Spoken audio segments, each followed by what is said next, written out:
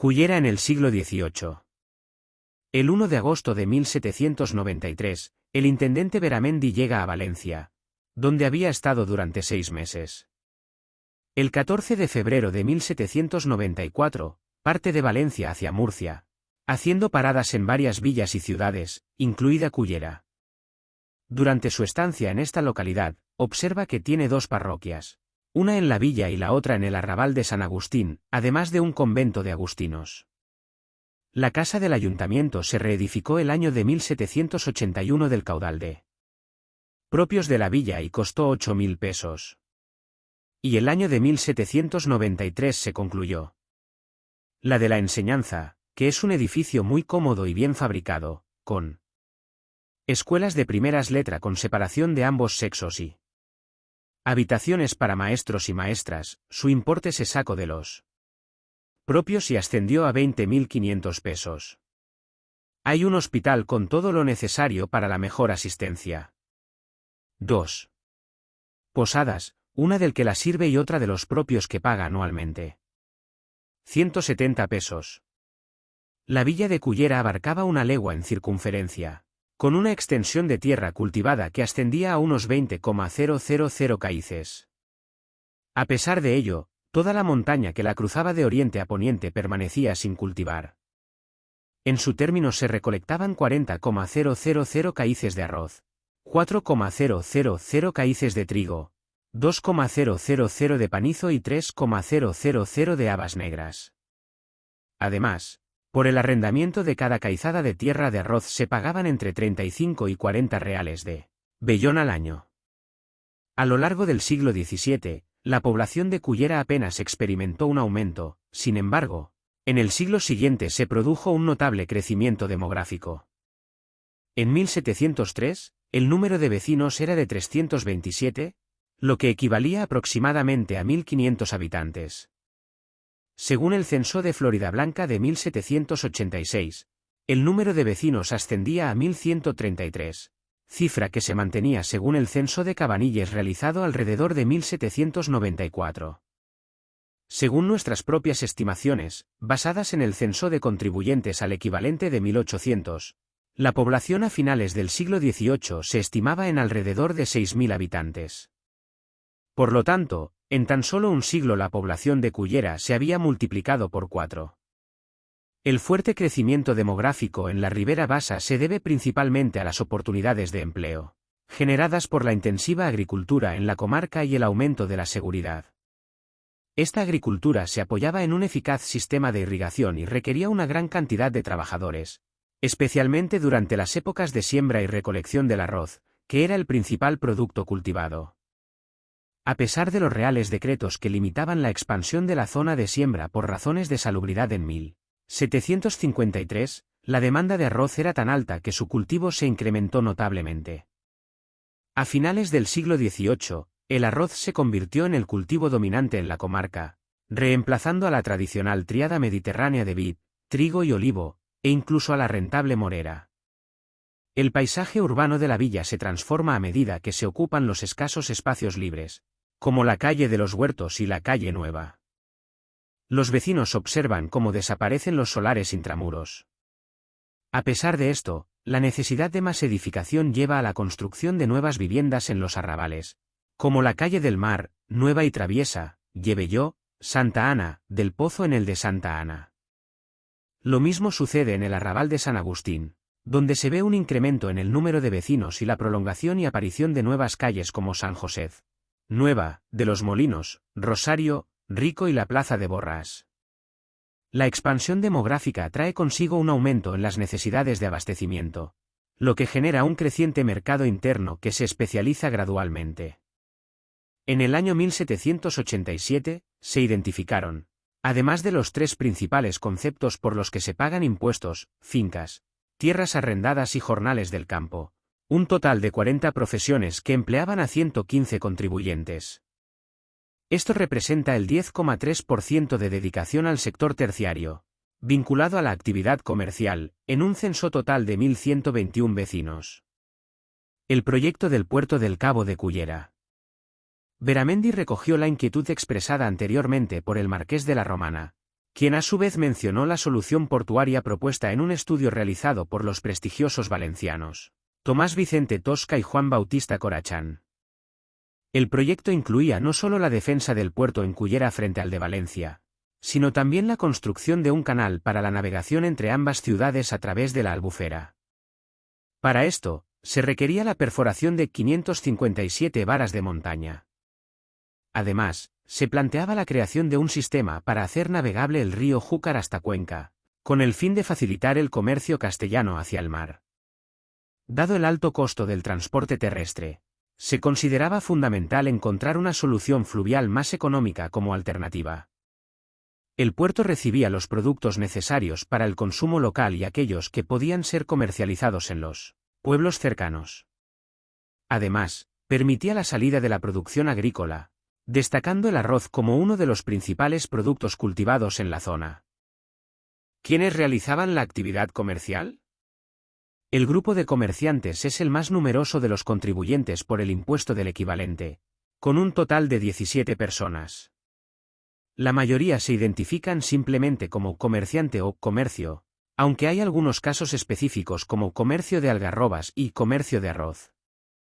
Las rentas declaradas por estos comerciantes varían considerablemente, desde las 2 libras de Pedro Clerisi hasta las 220 libras de Bartolomé Carbonell y su hermano.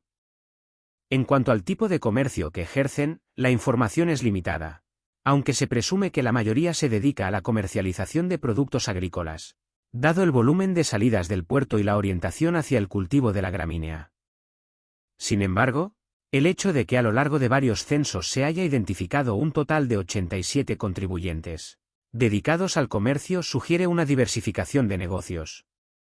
Se destaca el grupo de ciudadanos de Malta, que se identifican como comercio maltés en los censos. Esta información proporciona una visión más amplia de la actividad comercial en Cullera durante ese periodo.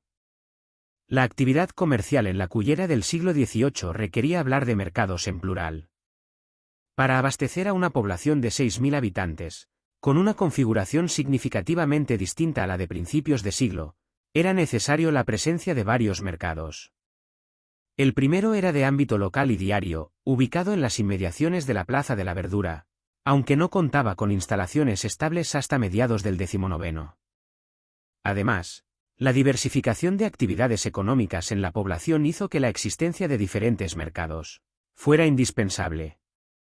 Don Celestino Buenrostro y Vela, secretario del Ayuntamiento Constitucional de la Villa de Cullera, certificó que en acta de la sesión ordinaria celebrada por este ayuntamiento el día 13 del corriente, se halla el particular que copio, por el señor presidente se expuso la gran necesidad de construir un mercado en esta villa puesto que se carece de él según es público y notorio, y después de una tremenda discusión acordó el ayuntamiento por unanimidad que la cantidad que resulte de los productos de las últimas tiradas de aves acuáticas se invierta en la construcción de un mercado en la plazuela de la verdura de este poblado, a cuyo efecto se hará saber al maestro de obras titular don Leovigildo Palop, forme el oportuno plano y presupuesto. Cullera 14 de enero de 1878. HMC. Expediente Obras Públicas Mercado 1878 a 1915. En este primer mercado intervendrían tenderos, panaderos, cortantes, herbacerías y vendurías de atún y bacalao.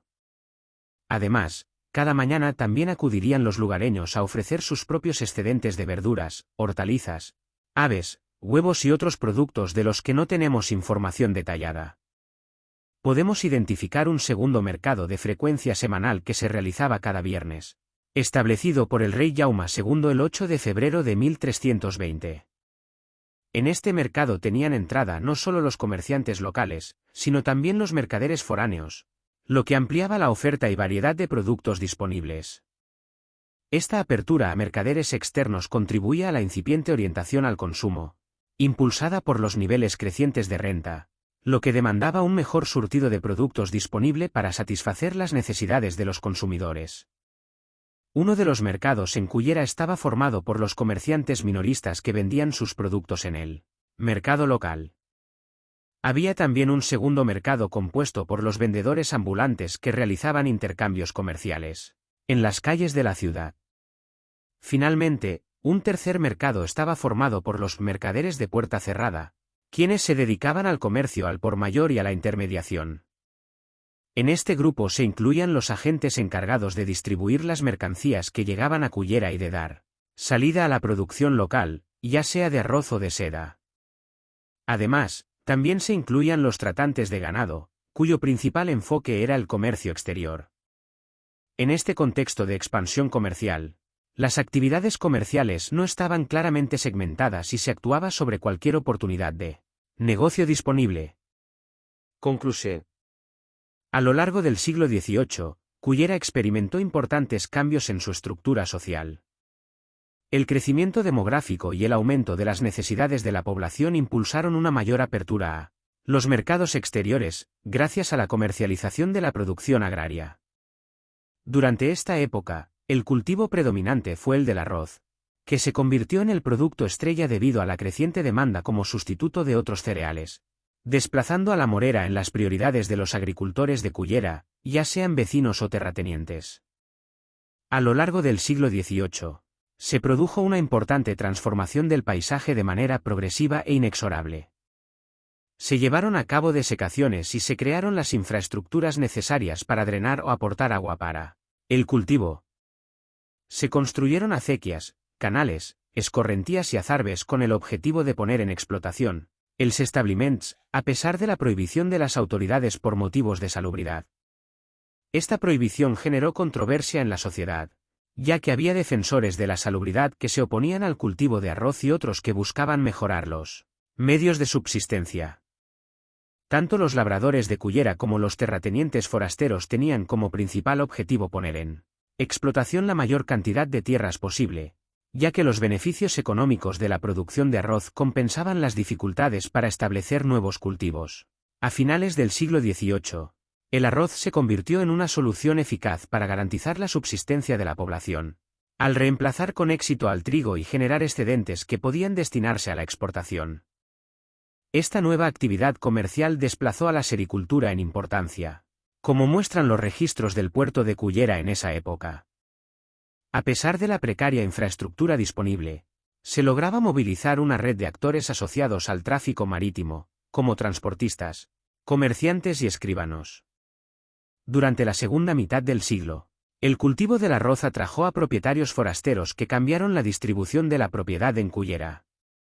A pesar de que algunos labradores locales y propietarios de la localidad contribuían al pago de impuestos en Sueca, la mayoría de las tierras estaban en manos de terratenientes forasteros, la nobleza, las instituciones religiosas y el clero en las primeras décadas del siglo XIX. La rentabilidad del cultivo de arroz, superior a la del trigo, atrajo mayores inversiones en tierras, lo cual provocó una mayor concentración de posesiones en manos de las clases altas en detrimento de los campesinos. Como resultado, la mayoría de los campesinos poseían cada vez menos tierras y se veían obligados a arrendar tierras para mantener sus niveles de renta. Hasta bien entrado el siglo XIX, la candidatura de Cullera como puerto hegemónico para el Golfo de Valencia no fue completamente descartada, debido a las dificultades en las obras del puerto del Grao de Valencia. Sin embargo, la decisión política de construir el puerto en la capital cambió el curso de la historia económica de Cullera. En su Diccionario Geográfico, Estadístico, Histórico de España y sus posesiones de ultramar, Madoz señaló en 1843 que el comercio de Cullera se veía afectado por la falta de un buen puerto. Luis M. Rosado Calatayud. 1781 Casa Consistorial. La Casa Consistorial o Calavila data del año 1781 y se encuentra ubicada en la Plaza de España en plena villa o centro histórico. El edificio fue construido sobre otro existente desde 1321 en la misma ubicación, conocido con el nombre de Casa del Consell o Presó de la Vila. Aún se pueden observar sus trazas en la puerta principal. Esta construcción corresponde a una época de esplendor asociada a la actividad agrícola. Destaca por el mobiliario original del XVIII, la ornamentación de su salón de plenos y el grandioso retablo dedicado a Santa Ana, procedente de la antigua ermita del mismo nombre, conocida también como Torre de la Reina Mora. Por otro lado, contiene lienzos de autor anónimo que representan a Isabel II y, sobre todo, pinturas de José Mongrel, discípulo de Pinazo y de Sorolla. Mongrel es un excelente pintor de retratos y de escenas costumbristas de ambiente puramente valenciano. El edificio es de una planta, con 3 balconadas y 3 ventanales rectangulares idénticos que coinciden con los 3 accesos inferiores. Estos últimos están decorados con arcadas, de medio punto las 2 laterales, y carpanel el central. El conjunto recuerda vagamente el aspecto de los palacetes italianos de la época. El reinado de Carlos III se caracteriza por la abundancia de construcciones italianizantes a lo largo y ancho de la península, y, al tiempo, el de los palacetes lisboetas del XVIII reconvertidos en hoteles de lujo. De hecho, la estructura externa del Hotel Heritage de Lisboa, incluido el arco carpanel y los 2 accesos laterales, más los 3 vanos superiores abalconados, sigue el mismo modelo elegante dentro de la sencillez y altivo pese a sus reducidas dimensiones. Visit cullera.es. 1793 Casa de la Enseñanza. Edificio construido en 1793 durante el reinado de Carlos IV, de grandes proporciones y arquitectura neoclásica, fue una de las escuelas públicas más antiguas de España. Actualmente, alberga en su interior, por un lado, una sala de exposiciones, fundamentalmente de arte. Por otro lado, el Museo Fallero de Cullera. Cullera del siglo XIX. Población y distribución de Cullera. La vila era el recinto amurallado y el casco antiguo central de Cullera. Aquí se encontraba el auténtico corazón de la ciudad. El Raval del Mar estaba situado hacia el este, en dirección a la playa. La mayoría de la población marinera vivía aquí, y la calle del Mar era su eje principal. El Raval de San Agustín se encontraba al noroeste de la vila, alrededor de la calle de Valencia, la principal del barrio. Aquí residían principalmente los campesinos más pobres y los jornaleros. En 1850, la población de los 3 núcleos era bastante similar. En 1850, en la ciudad se observaba una marcada diferencia socioeconómica, que se reflejaba en el reparto de la contribución territorial de ese año. Se estudiaba la renta imponible total de cada barrio y su división por habitante como un aspecto importante a considerar. La pobreza en los barrios periféricos es evidente cuando vemos que solo 4 nobles terratenientes tenían una renta conjunta de 234.649 reales, mientras que los 32 vecinos más ricos de Cullera tenían una renta combinada de 317.942 reales. Solo uno de ellos vivía fuera de la vila.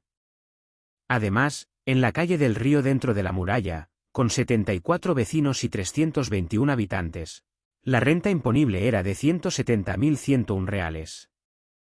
El 75% de los criados trabajaba en la vila, y la mayoría del resto se dedicaba a otras tareas que no eran de servicio doméstico. Fuera de la calle de Valencia, no había ningún criado en el arrabal de San Agustín. Según la matrícula industrial de 1860, aunque solo el 53% de los cotizantes vivía en la vila, los oficios de mayor prestigio social solían concentrarse allí: abogados, farmacéuticos, médicos, escribanos, comadres y cirujanos, todos residían en ese lugar.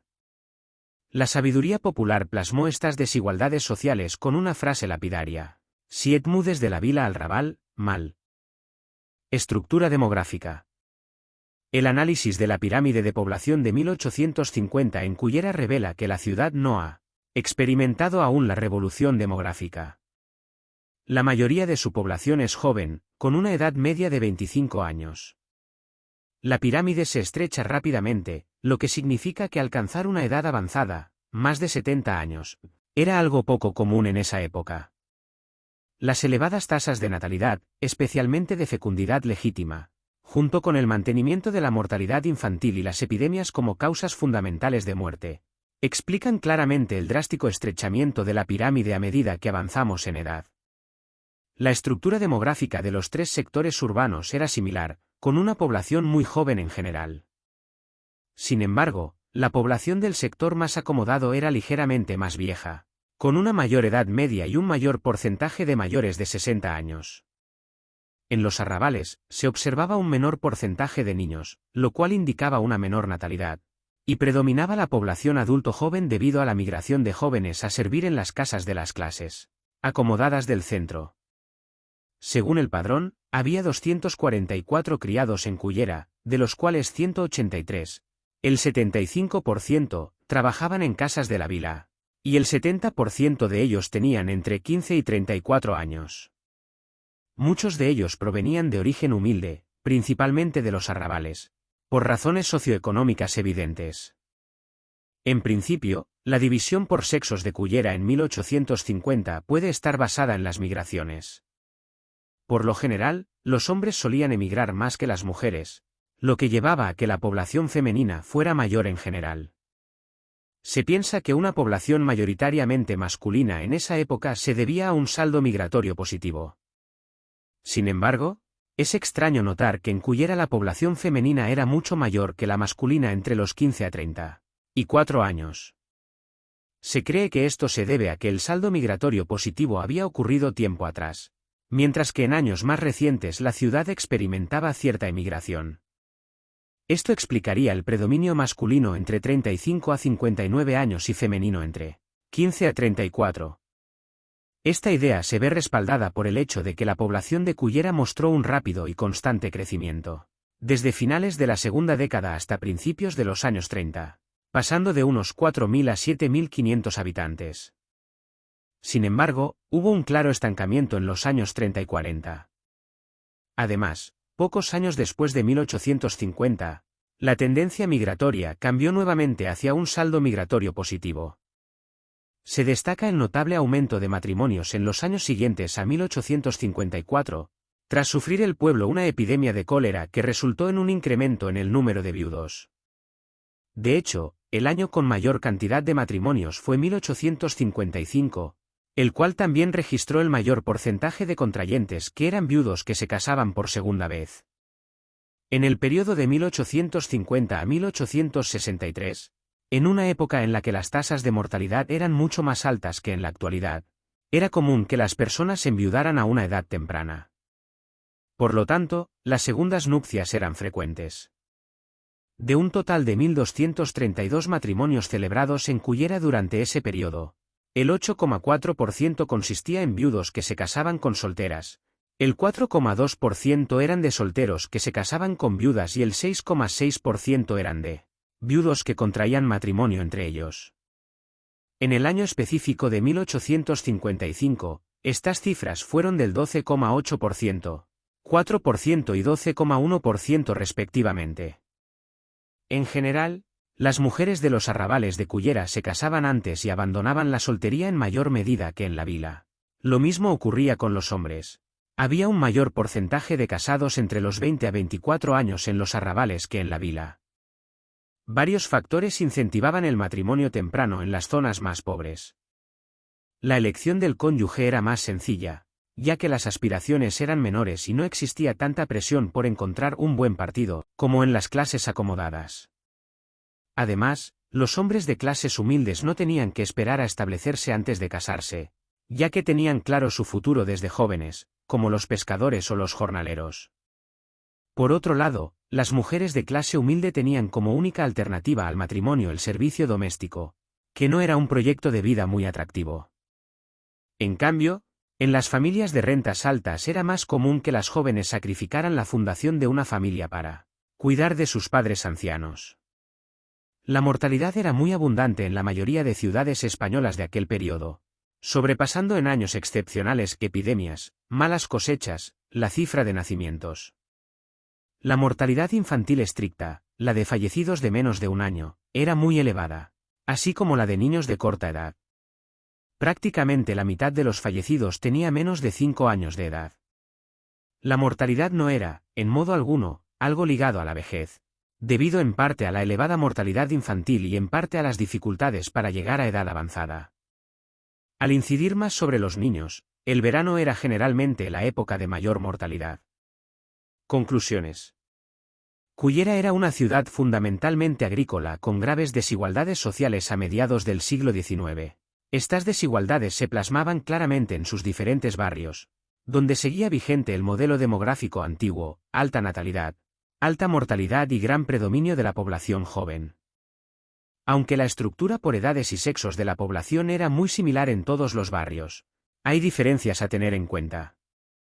En los arrabales, se observó una mayor proporción de niños, 0 a 14 años, y una menor proporción de adultos jóvenes, 15 a 34 años, en comparación con la vila.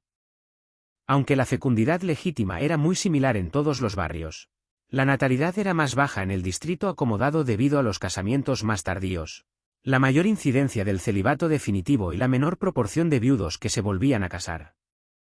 En los arrabales, la cantidad de solteros y viudos entre los 30 y los 50 años era prácticamente inexistente.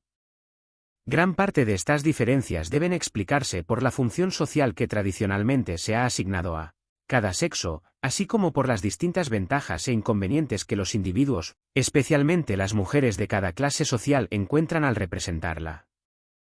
José Ramón Valero Escandel. 1807 Camino del Calvario, Ribouts-Novès. El antiguo camino islámico que conectaba el castillo con la segunda albacara, llamada Ribouts-Vellès, ha sido sustituido por un nuevo itinerario que simboliza las 14 estaciones del Calvario de Jesucristo. Con una longitud de aproximadamente 567 metros, este nuevo camino se construyó para dar respuesta a la creciente devoción y participación de la ciudadanía en los rituales festivos. Además, este cambio marcó el lugar donde la Virgen María era recibida en la villa y donde sería entronizada la tauleta. La construcción de este nuevo itinerario propició la creación del mercado, así como de la gran escala imperial que hoy en día conocemos en la ciudad. Las 14 estaciones del Calvario de Jesucristo. Primera estación, Jesús es sentenciado a muerte. Segunda estación, Jesús carga con la cruz. Tercera estación, Jesús cae por primera vez. Cuarta estación, Jesús encuentra a María, su Santísima Madre. Quinta estación, Simón de Cirene ayuda a llevar la cruz de Jesús. Sexta estación, Verónica limpia el rostro de Jesús. Séptima estación, Jesús cae por segunda vez. Octava estación, Jesús consuela a las mujeres de Jerusalén.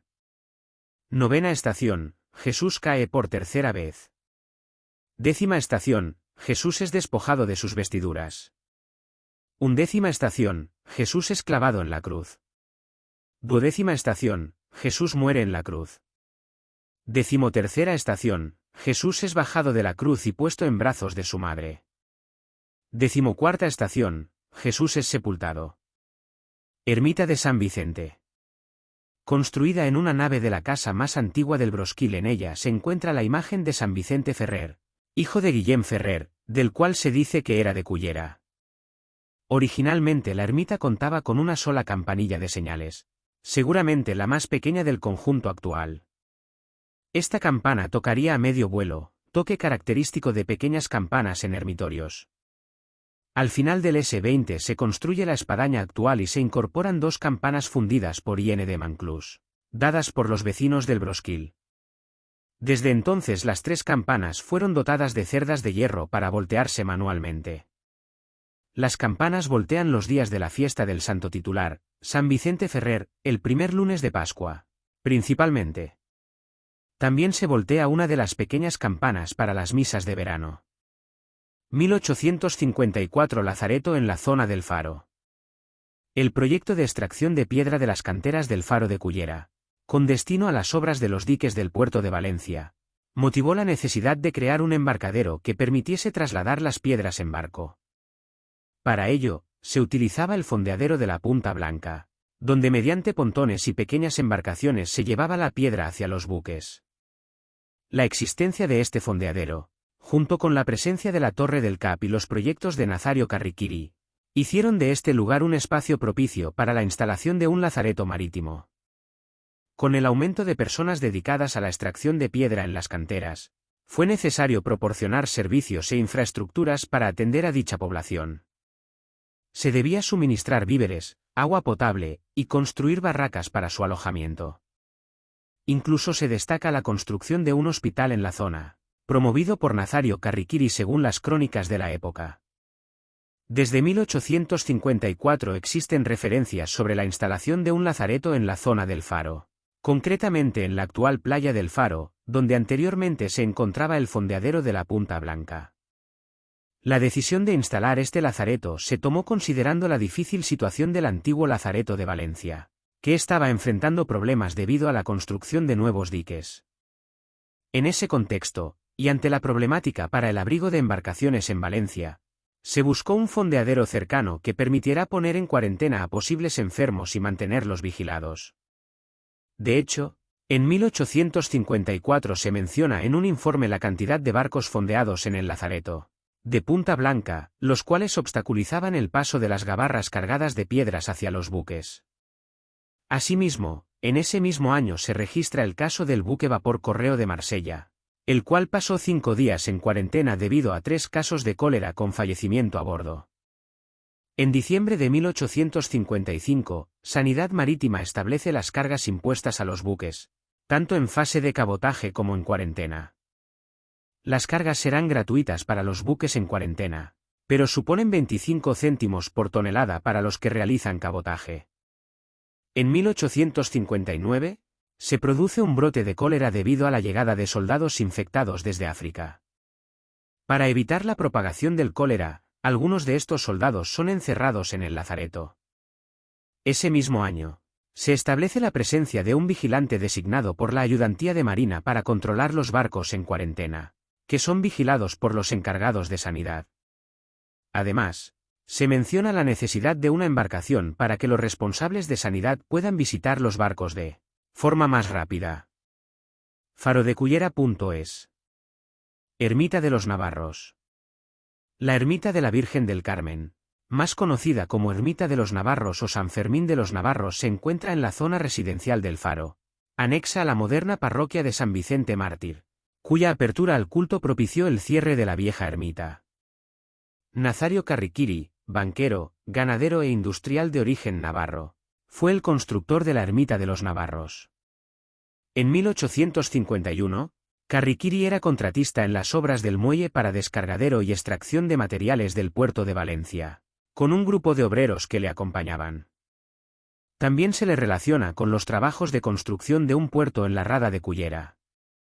Durante la época de su construcción, la zona de montaña donde se ubica estaba deshabitada, puesto que el acceso desde Cullera era muy difícil. No sería hasta la construcción de la carretera que debía llevar al faro, situado a unos 200 metros al norte de la ermita, cuando se llevaría a término el proyecto.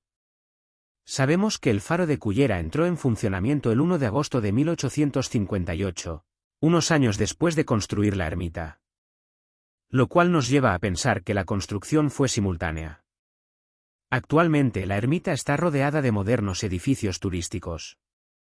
Durante más de 40 años estuvo cerrada, abandonada y en rápido proceso de deterioro, pero en 2007 fue totalmente restaurada a expensas de un veraneante de la zona, encontrándose hoy en un perfecto estado tras ser bendecida por el arzobispo de Valencia el 15 de septiembre de ese año.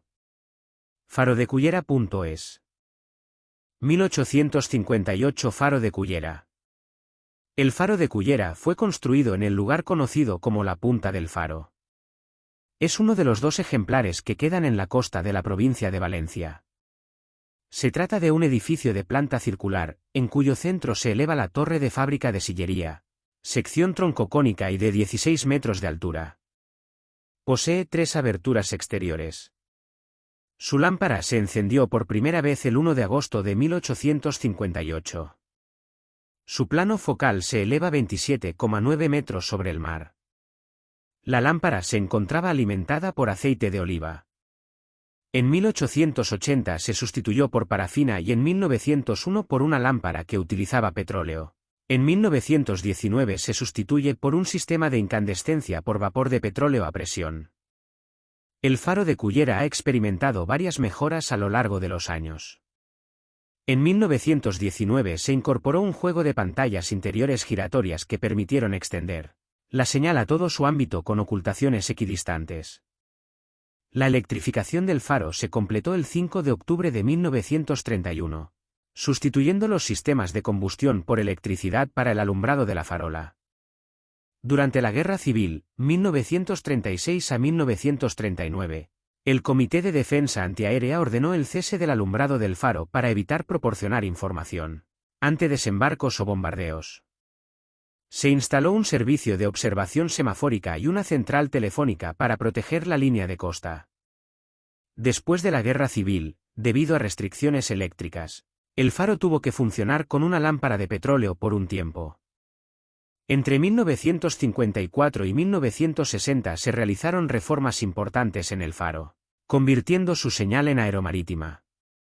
A partir de entonces, la señal consistía en 3 destellos cada 20 segundos, producidos por una nueva linterna y un mecanismo de rotación. La apariencia actual del faro se debe a proyectos y reformas llevadas a cabo a partir de los años 60, aunque su aspecto y estructura conservan los trazados en el proyecto original. Farodecullera.es 1861 La Penieta del Moro. Según el cronista de Cullera, la baliza se habría instalado a principios de 1861. Lanús se lo demuestra y justifica con este breve publicado el 9 de enero de 1861. En El Clamor Público, un periódico político, literario e industrial. En el texto se menciona que era necesario colocar boyas y balizas en los puntos de las costas de Cullera, Murviedro y El Grao, Valencia. El buque Mariam fondeó en el puerto el viernes, uno de los fletados por cuenta del gobierno para la conducción al depósito establecido en aquella capital, cargado de las boyas, balizas y demás adherentes, efectuando su desembarque. Ese mismo día, el diario madrileño La España también se hizo eco de la noticia, mostrando alivio y comentando la importancia de llevar a cabo el plan de balizamiento de las costas marítimas de España para evitar peligros a los navegantes. Levantem.com 1863 Fundación del barrio de San Antonio del Mar. El barrio de San Antonio, que toma su nombre de la ermita del Santo, ha sustituido a la denominación original de partida de la Rápita. Se extiende desde la Plaza Andrés Piles hasta el faro, abarcando toda la bahía de Cullera. Debido al crecimiento de la población, el ayuntamiento aprobó un plan de edificación en los terrenos del Repla de San Antoni para construir nuevas viviendas y permitir la expansión de la localidad. Así nació el caserío del barrio de San Antonio, situado en el Arrabal del Mar. Desde 1848, familias acomodadas de la villa comenzaron a construir viviendas de veraneo desde la altura de la actual Av. Caminas del Somens, siguiendo el perímetro a lo largo de la falda de la montaña. La mayoría de las casas en la parte trasera tenían acceso al monte e incluso cerraban un recinto para uso exclusivo de la vivienda. Estas casas llegaban hasta la esquina de la actual calle del Progrés, marcando así el inicio de la expansión hacia el mar. Desde la calle mencionada en la falda de la montaña, se extendía un terreno improductivo y pedregoso, con un perímetro de 5.595 áreas. 2 años después, en el Pleno Municipal con fecha del 13 de marzo de 1863 se aprueba un proyecto de urbanización para esta zona. Proyecto. En la villa de Cullera, Arrabal del Mar y sobre la propiedad de bienes comunes del Llano de San Antonio, que se encuentra situado entre el Camino de San Antonio ermita del mismo nombre, camino en medio, la caseta de Carabineros del Reino y las casas últimamente edificadas. Se intentara en el proyecto abrir 2 calles, una por el barranco y otra dividiendo el proyecto en 2 manzanas, formando un total de 49 parcelas de aproximadamente 550 m. De fachada por 18 metros. De profundidad. El proyecto consistía en el trazado de las actuales calles del Progrés, Tir y Rellano de San Antonio. Como es natural, los solares con fachada a la actual Av. 25 de abril y Plaza Mongrel fueron las primeras en construirse por las familias más acomodadas. El resto de los solares era de construcción más sencilla, donde se instalaron los trabajadores del mar y labradores. Una vez construidas las 49 viviendas, seguía en aumento la demanda.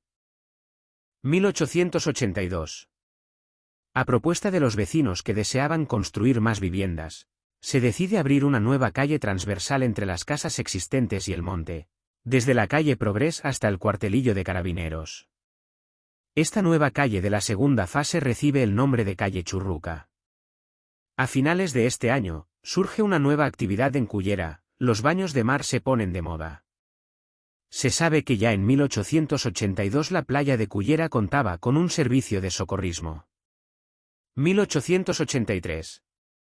De Salvador Cardona, quien fuera diputado provincial hasta 1896, Promueve la construcción de 29 casas y un horno en las calles Progrés y Tir. 1887. El ayuntamiento alquila 2 casas para establecer una escuela de párvulos, pagando a Tomás Adam un alquiler anual de 75 pesetas. En los años 1920 a 1930 se construyen al final de la calle Churruca unos chalets, llamados popularmente els Palaciets, por su construcción señorial. El antiguo barrio estaba consolidado, muchos años antes de la expansión turística que llegó en los años 60. L'Espresso.es. 1868. La experiencia del derrocamiento de Isabel II en Cullera. El sexenio democrático es el periodo de la historia de España transcurrido desde el triunfo de la Revolución de septiembre de 1868 con el derrocamiento de la reina Isabel II, hasta el pronunciamiento de diciembre de 1874 que supuso la restauración borbónica. El 17 de septiembre de 1868 se subleva la Marina en Cádiz al mando del almirante Topete y el resto de los generales unionistas. El 28 de septiembre tuvo lugar la batalla de Alcolea en que la victoria fue para las fuerzas sublevadas al mando del general Serrano. Al día siguiente el levantamiento triunfa en Madrid, y el día 30 Isabel II abandona España desde San Sebastián. La Revolución Gloriosa pone punto final al reinado de Isabel II. En Cullera el día 30 de septiembre, siendo sobre las primeras horas de la noche de dicho día, en la sala capitular de la villa se celebra un pleno, y se levanta acta extraordinaria. Con ciudadanos. El alzamiento de la siempre valiente y liberal Marina española ocurrido en la bahía de Cádiz había de encontrar eco en esta villa que tan repetidas pruebas de amor y decisión ha manifestado por la causa de la libertad, hermanada esta con el orden público, el que contra este atentare será un enemigo de tan precioso derecho, respeto y tolerancia, pues para cimiento a esta nueva era de feliz porvenir. Viva la libertad, soberanía nacional y cortes constituyentes, abajo la dinastía. El secretario interino de Celestino Buenrostro pidió se le admitiera la renuncia de dicho cargo. Le fue admitida, nombrando en propiedad al secretario de Juan Moreno Crisóstomo. Se procede a la destitución de varios funcionarios municipales, secretario particular del alcalde, maceros, alguaciles. La población de Cullera contaba con unos 12.000 habitantes. El 29 de diciembre de 1874 con la proclamación en Sagunto de Alfonso XII, hijo de Isabel II, finalizó el sexenio democrático. Juanta. Ripoll Font. L'Espresso. 1876 Colegio La Milagrosa. En el siglo XIX, en el año 1876, los albaceas de Lorenzo Gómez Furiós solicitaron a los superiores de las Hijas de la Caridad la creación de una casa de beneficencia en Cullera. Su última voluntad era que 7 hermanas se encargaran del asilo de pobres ancianos y de la escuela de niñas. El convenio firmado en Madrid el 5 de enero de 1880 por de Mariano Joaquín Moule, director de las Hijas de la Caridad en España, y por de Juan Martínez y Federico de la Peña, en representación del patronato, recoge las condiciones en 24 artículos. Este convenio marca las bases para la residencia de ancianos con 4 puntos básicos y para la escuela con 6 puntos. Así, el origen del colegio La Milagrosa se remonta a esta solicitud y convenio, que han perdurado a lo largo de los años como fundamentos de la institución. 1878 Fundación Bou, Colegio Inmaculada Concepción. La Fundación Bou es una de las instituciones más antiguas de Cullera, con sus orígenes en el siglo XIX.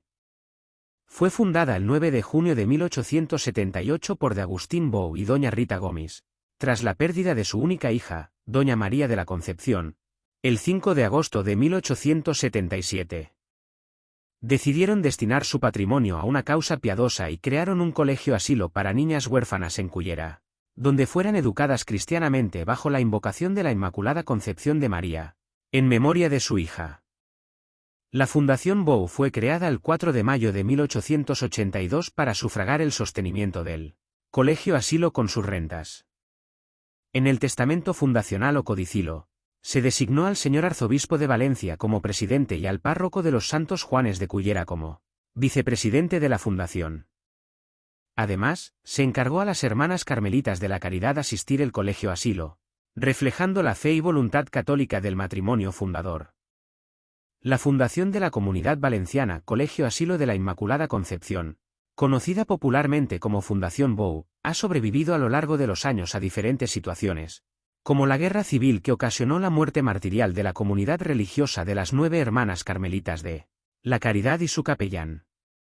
Se ha adaptado a los tiempos con la creación de un nuevo colegio concertado y mixto, y ha cumplido con las nuevas leyes que rigen a las fundaciones con actualizaciones de sus estatutos. En 1967 las Hermanas de la Caridad de Santa Ana sucedieron a las Hermanas Carmelitas de la Caridad, quienes dejaron el colegio en 1966. Sin embargo, las Hermanas de la Caridad de Santa Ana también dejaron el colegio el 10 de junio de 2005. En fidelidad a los estatutos que rigen la fundación y en conformidad con la Ley de Fundaciones de la Generalitat Valenciana, el 27 de diciembre de 2005, el señor arzobispo de Valencia constituyó una nueva junta de patronos de la fundación, la cual él preside. Esta junta está compuesta por un presidente, un vicepresidente interventor, un administrador secretario y 5 vocales.